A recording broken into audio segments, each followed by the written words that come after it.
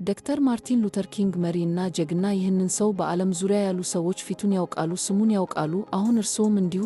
ይህ ማርቲን ዶክተር ሉተር ኪንግ ጁኒየር ነው። እሱም አሜሪካዊ ጀግና ነበር። ዶክተር ኪንግ የተወለደው ጥር 15 1929 በአትላንታ ጆርጂያ ነው። ያ ከ90 ዓመታት በፊት ነበር። የማርቲን የ6 ዓመት ልጅ እያለ የስዕል ፎቶ ይሄውና ብስክሌቱን መንዳት ይወድ ነበር። ቤዝቦል መጫወትና አይስክሬም መብላት። የማርቲን የቅርብ ጓደኛ በአቅራቢያው የሚኖር ልጅ ነበር። ነገር ግን አንድ ቀን ጓደኛው ከእንግዲህ አብረው መጫወት እንደማይችሉ ሲነግረው ያ ነገር ተለወጠ። ጓደኛው ነጭ ሲሆን ማርቲን ደግሞ ጥቁር ነበር። የጓደኛው አባት ልጁ ከጥቁር ልጅ ጋር እንዲጫወት አይፈልግም ነበር። ይህ ማርቲንን አሳዝኖና ተናደደ። ከጓደኛው ጋር መጫወት የማይችለው ለምን እንደሆነ አልገባውም። በዚያን ጊዜ በአገራችን ክፍሎች ነጮችን እና ጥቁር ሰዎችን የሚለያዩ ሕጎች ነበሩ። ሰዎችን እንደዚህ አድርጎ መለያየት ይባላል። ሕጉ ጥቁርና ነጭ ሰዎች ወደ ተለያዩ ትምህርት ቤቶች፣ መናፈሻዎችና ምግብ ቤቶች መሄድ እንዳለባቸው ይናገራል። የጥቁር ሰዎች ትምህርት ቤቶችና መናፈሻዎች ብዙውን ጊዜ ያረጁ ነበሩ። ለነጮች የሚሆኑ ትምህርት ቤቶችና መናፈሻዎች አዳዲስ መጻሕፍትና የተሻሉ የመጫወቻ ስፍራዎች ነበራቸው። በአንዳንድ ግዛቶች ጥቁርና ነጭ ሰዎች ተመሳሳይ የውሃ ምንጮችንና መታጠቢያ ቤቶችን እንዲጠቀሙ አይፈቀድላቸውም ነበር። አውቶቡሶችም ተለያይተው ነበር። ማርቲን ሙሉ በሙሉ ሲያድግ ሕጎቹ አልተለወጡም። እሱ እና ሌሎች ብዙ ሰዎች እነዚህ ሕጎች ፍትሐዊ እንደሆኑ ያውቁ ነበርና ሕጎቹ በጣም ያስቆጣቸው ነበር። ግን ሰላማዊ ሰው ነበር። ሕጎቹን ለመለወጥ አመፅ መጠቀም አልፈለገም። ታዲያ ምን አደረገ? ዶክተር ኪንግ ቃላቶቹን ተጠቅሟል። ደብዳቤዎችን፣ የጋዜጣ መጣጥፎችን እና መጻሕፍትን እንኳን ጽፏል። ሰዎች መለያየትን እንዲያቆሙ ማሳመን ፈልጎ ነበር። ሰልፎችን አደራጅተዋል። በጎዳናዎች ላይ ሲዘዋወሩ ትላልቅ የሰዎች ቡድኖችን መርተዋል። ሁሉም ሕጎቹ የተሳሳቱ እንደሆኑ አሰቡ። ሌሎች ሰዎች እነዚህን ሰልፎች አይተው ራሳቸውን መጠየቅ ጀመሩ። እነዚህ ሕጎች በእርግጥ ፍትሐዊ ናቸው? እዚያም ዶክተር ኪንግ ንግግሮችን አድርገዋል። በሺዎች በሚቆጠሩ ሰዎች ፊት ንግግር አድርገዋል። በ1963 ዶክተር ኪንግ በዋሽንግተን ዲሲ በተካሄደ ትልቅ ሰልፍ ላይ በጣም ታዋቂውን ንግግራቸውን አቅርበዋል። ስለ ወደፊቱ ህልሞቹ ተናገሩ። አንድ ቀን ዓለም የተሻለች ቦታ እንደምትሆን እንደሚያምን ተናግረዋል። ምስኪኖች ትናንሽ ልጆቹ አንድ ቀን በቆዳቸው ቀለም ሳይሆን በባህሪያቸው ይዘት በሚፈረድባቸው ሀገር ውስጥ ይኖራሉ። የዶክተር ኪንግ ቃላት ሰዎች ተስፋ እንዲሰማቸው አድርገዋል። ሲናገሩ ህዝቡ በደስታ ጨፌና ጨበጨባ። አንዳንድ ሰዎች አለቀሱና ተቃቀፉ። ነገሮች የሚለውጡበት ጊዜ እንደደረሰም ያምኑ ነበር። ህልሙ ሌሎች ሰዎችም እንዲያልሙ ረድታቸዋል። አሁንም ህጎች እንዲለወጡ የማይፈልጉ አንዳንድ ሰዎች ነበሩ። ዶክተር ኪንግ እነሱን ለመለወጥ በመሞከራቸው ተቆጥተው ነበር። እሱንና ቤተሰቡን ለመጉዳት ሞክረዋል። ያስፈሪ ነበር። ነገር ግን ዶክተር ኪንግ ደፋር ነበሩ። እነዚያ ሰዎች እንዲያቆሙት አልፈቀደላቸውም። መስራቱን ቀጠለ። ትክክል የሆነውን እያደረገ መሆኑን ያውቅ ነበር። ዶክተር ኪንግ ታላቅ መሪ ነበሩ። ብዙ ሰዎችን አነሳስቷቸዋል። ደፋርና ጠንካራ እንዲሰማቸው አድርጓል። አብረው ለውጥ ማምጣት እንደሚችሉ እንዲያምኑ አድርጓል። አንድ ሰው ዓለምን በራሱ መለወጥ ከባድ ሊሆን ይችላል። ነገር ግን በሺዎች የሚቆጠሩ ሰዎች አብረው ሲሰሩ ትልቀው ሊያመጡ ይችላሉ። እናም አድርገዋል። ረጅም ጊዜ ፈጅቶባቸዋል። ነገር ግን የመለያየት ሕጎች በመጨረሻ ተለወጡ። የዶክተር ኪንግ አመራርና ጠንክሮ መስራት ዓለምን የተሻለች ቦታ ለማድረግ ረድተዋል። ዶክተር ኪንግ ከአሁን በኋላ ከእኛ ጋር አይደሉም።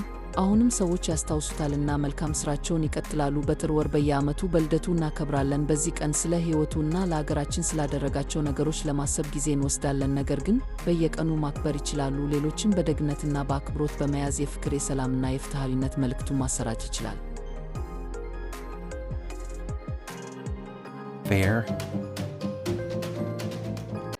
እንደ አውሮፓ አቆጣጠር ነሐሴ 1963 በሞቃታማ ቀን ዶክተር ማርቲን ሉተር ኪንግ ጁኒየር የሲቪል መብቶች ንቅናቄን እና ውርስን የሚገልጽ ንግግር አድርገዋል። ይህ በእርግጥ የሊንከን መታሰቢያ ስታዲየም በዋሽንግተን ለሥራዎችና ለነጻነት በተካሄደው ሰልፍ ላይ ህልም አለኝ የተሰኘው ንግግራቸው ነበር። አራቱ ትናንሽ ልጆች አንድ ቀን በቆዳቸው ቀለም ሳይሆን በባህሪያቸው ይዘት በሚፈረድባቸው ሀገር ውስጥ እንደሚኖሩ ህልም አለኝ።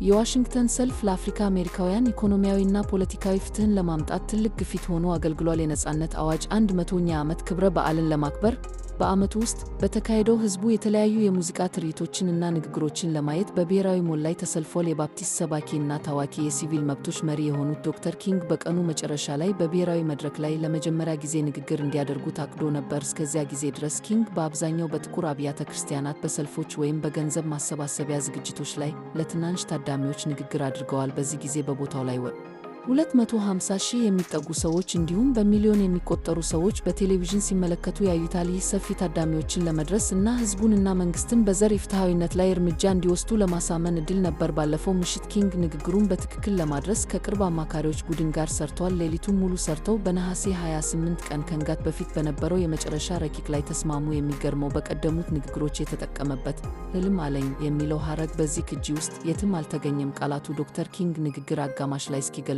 ድረስ ቀደም ብሎ የተዘፈነው የወንጌል ዘፋኝ ማሃሊያ ጃክሰን ስለ ህልሙ እንገራቸው ብሎ ጠራው። ኪንግ የተዘጋጀውን ንግግር ወደ ጎን አድርጎ የቀረውን አሻሽሎ በሚሊዮን የሚቆጠሩ አሜሪካውያንን አእምሮ ውስጥ የሚያቃጥል ከፍ ያለ ንግግር አዘጋጅቶ አንረካም፣ እናም ፍትህ እንደ ውሃ እና ጽድቅ እንደ ኃይለኛ ጅረት እስኪፈስ ድረስ አንረካም። ንግግሩ በሁለት ክፍሎች የተከፈለ ነበር። የመጀመሪያው አፍሪካዊ አሜሪካውያን ያጋጠማቸውን ኢፍትሐዊ ድርጊቶች ዘርዝሯል። መለያየት፣ የፖሊስ ጭካኔ፣ የመብት መከልከል እና መድሎ እና ለሰላማዊ እርምጃ ጥሪ ያቀረበ። ሁለተኛው የተጀመረው በኪንግ የሰላምና የዘር ስምምነት ህልም ሰዎች በቆዳቸው ቀለም ሳይሆን በባህሪያቸው ይዘት የሚፈረድባቸው የወደፊት ራዕይ ነው። ህልም አለኝ የኪንግን እንደ ሰባኪው ክህሎቶች በማጉላት ህልም አለኝ የሚለው ክፍል ስብከትና ግጥሞች ነበሩ። ነጥቦችን ወደ ቁም ነገሩ ለማድረስ እንደ ድግግሞሽ ግጥምና ግልጽ ዘይቤ ያሉ የአጻጻፍ ዘዴዎችን በመጠቀም ህዝቡን በሚያንቀሳቅሱ ታሪካዊ መጽሐፍ ቅዱሳዊ እና ስነ ጽሑፋዊ ማጣቀሻዎች የተሞላ ነበር። ይህ የትግልና የተስፋ መልእክት የኪንግን የሥራ ዘመን ብቻ ሳይሆን የሲቪል መብቶች ንቅናቄም ወሳኝ ወቅት ሆነ። ንግግሩም ሆነ የዋሽንግተን ሰልፍ የ1964ቱ የሲቪል መብቶች ሕግ እንዲጸድቅ በመርዳት ተደግፈዋል። ይህ ሕግ መለያየትን ያስቆመና በሥራ ቦታ ላይ በዘር ወይም በጾታ ላይ የተመሠረተ መድሎ የሚከለክል ጉልህ የሕግ ክፍል ነው። በመጨረሻም ነጻ ንግግሩ በዓለም ዙሪያ ካሉ አክቲቪስቶች ጋርም ተገናኝቷል። ህልም አለኝ በመጨረሻው ረቂቁ ውስጥ እንኳን የማይገባው ሐረግ በዓለም ዙሪያ ባሉ የፖለቲካ ድርጊቶች ታይቷል። እንደ አብርሃም ሊንከን የጌቲስበርግ ንግግርና የዊንስተን ቸርችል ደም፣ ጉልበት፣ እንባ እና ላብ ካሉ ሌሎች ንግግሮች ጋር በዓለም ላይ ካሉት እጅግ ለውጡ እና ተደማጭነት ካላቸው ንግግሮች አንዱ እንደሆነ ይታሰባል። ህልም አለኝ የዶክተር ማርቲን ሉተር ኪንግ ጁኒየር በርካታ ስኬቶች አንዱ ብቻ ነው፣ ነገር ግን አሁንም በጣም ወሳኝ ከሆኑት አንዱ ነው። ዛሬ ከእናንተ ጋር በመቀላቀሌ ደስተኛ ነኝ። በታሪክ ውስጥ እንደ ታላቅ የሀገራችን የነጻነት ማሳያ ክፍሎች የተከፈለ ነበር። የመጀመሪያው አፍሪካዊ አሜሪካውያን ያጋጠማቸውን ኢፍትሐዊ ድርጊቶች ዘርዝሯል። መለያየት፣ የፖሊስ ጭካኔ፣ የመብት መከልከል እና መድሎ እና ለሰላማዊ እርምጃ ጥሪ ያቀረበ። ሁለተኛው የተጀመረው በኪንግ የሰላምና የዘር ስምምነት ህልም ሰዎች በቆዳቸው ቀለም ሳይሆን በባህሪያቸው ይዘት የሚፈረድባቸው የወደፊት ራዕይ ነው። ህልም አለኝ የኪንግን እንደ ሰባኪው ክህሎቶች በማጉላት ህልም አለኝ የሚለው ክፍል ስብከትና ግጥሞች ነበሩ። ነጥቦችን ወደ ቁም ነገሩ ለማድረስ እንደ ድግግሞሽ ግጥምና ግልጽ ዘይቤ ያሉ የአጻጻፍ ዘዴዎችን በመጠቀም ህዝቡን በሚያንቀሳቅሱ ታሪካዊ መጽሐፍ ቅዱሳዊ እና ስነ ጽሑፋዊ ማጣቀሻዎች የተሞላ ነበር። ይህ የትግልና የተስፋ መልእክት የኪንግን የሥራ ዘመን ብቻ ሳይሆን የሲቪል መብቶች ንቅናቄም ወሳኝ ወቅት ሆነ። ንግግሩም ሆነ የዋሽንግተን ሰልፍ የ1964ቱ የሲቪል መብቶች ሕግ እንዲጸድቅ በመርዳት ተደግፈዋል። ይህ ሕግ መለያየትን ያስቆመና በሥራ ቦታ ላይ በዘር ወይም በጾታ ላይ የተመሠረተ መድሎ የሚከለክል ጉልህ የሕግ ክፍል ነው።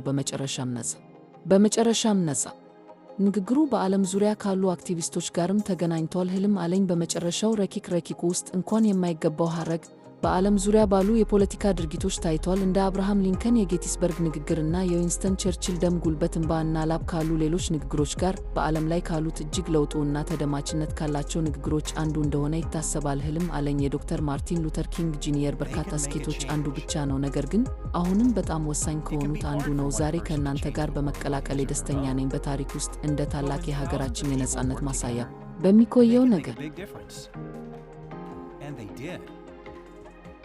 It took a long time, but the laws of segregation did finally change.